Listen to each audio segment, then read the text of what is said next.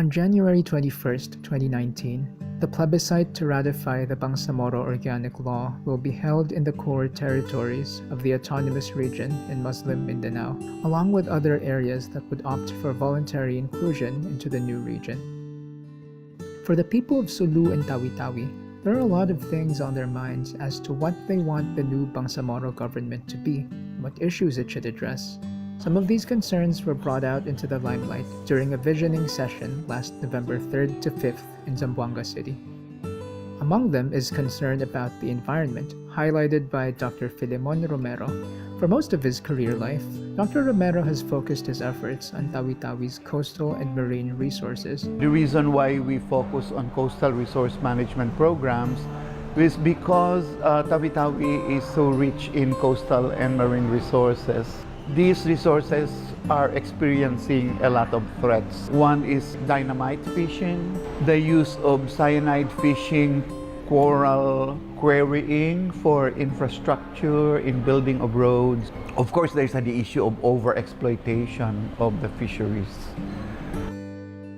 Lately, Dr. Romero has gotten involved in protecting the terrestrial environment in an approach they call Highlands to Oceans.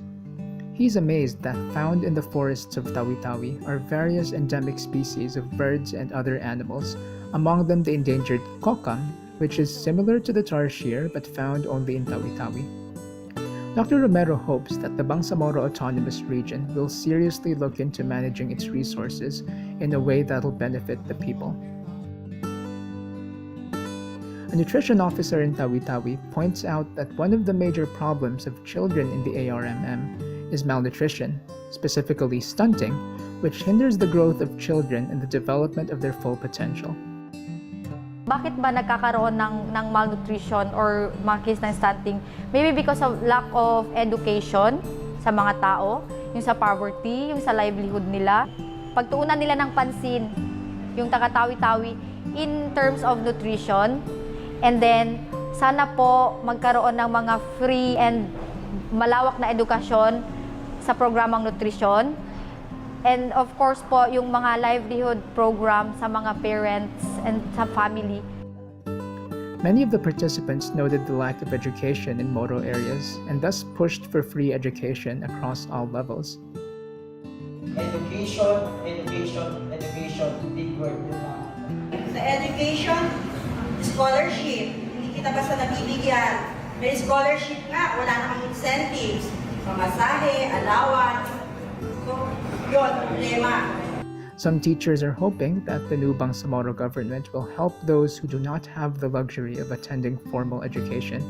Nur-Ay Nahanani narrates how she helped a Tausug girl who had married young, dropped out of high school, and already had 2 children by age 16 to pursue her studies. Ang ginawa ko, ma'am, pinuntahan ko siya araw-araw. Tinuturuan ko siya ng 1.5 oras, araw-araw.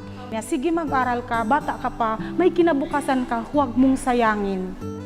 Persons with disabilities lament the lack of support for PWDs in Bangsamoro areas. Some establishments still do not have railings and ramps, while others do not yet grant 20% discounts. Kung ang isang institution o school walang ramp o walang accessibility, paano makapag-aral ang isang PWD like wheelchair user? Women leaders are working to empower more women to take more active roles in society, like mediating in conflict situations. Most kasi ang mediation kapag babae.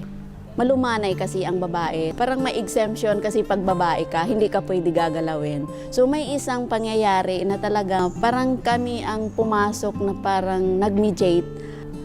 Huwag lumaki ang conflict.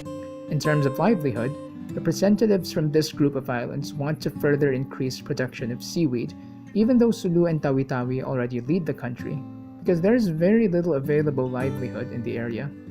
Isa na matutugunan dyan ng Bangsamoro Organic Law because Tawi-Tawi is surrounded by sea. A majority ng ating mamamayan dyan, their livelihood is seaweed plantation. So I hope na maparami pa ang production. Dr. Romero and his wife are helping out.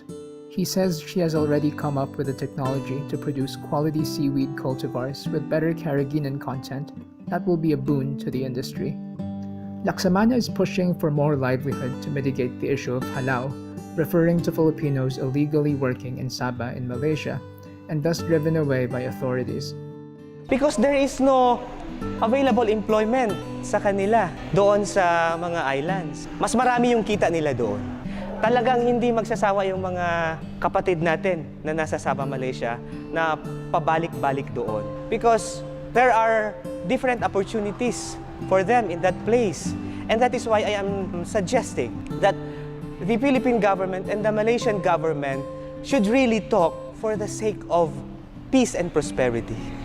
In the end, the different tribes in the Bangsamoro feel the need to unite and set aside their differences if they want to succeed as a people. We Muslims from different 13 ethnic tribes, our areas of commonalities is Islam, and we are all Muslims. So we should be united. We will set aside the tribes we have, but instead we will hold on to the one flag, the flag of Allah subhanahu wa ta'ala as a Muslim.